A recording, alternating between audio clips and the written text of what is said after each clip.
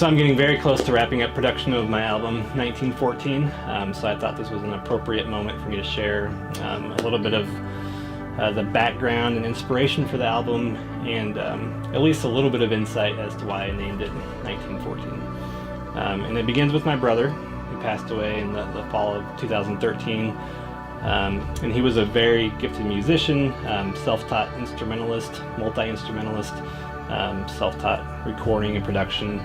And he was more geared towards the electronic dance music and the electronic pop genre of things.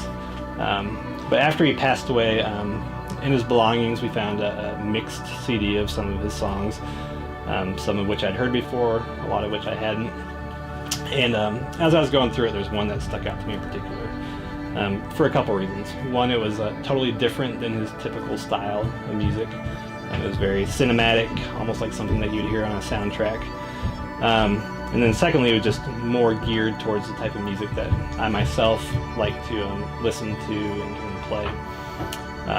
So it quickly became my favorite thing that he had written and recorded. So as I was digging through his recording files, trying to learn more about the song, I finally found it, and it was titled 1914.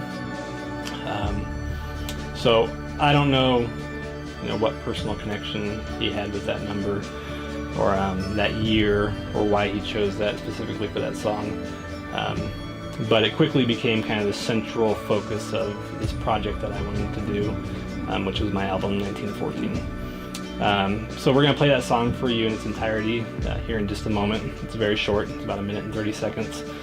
But I hope that as you listen to it, that it impacts you at least in a small way, in the same way that it impacted me, and that you enjoy it.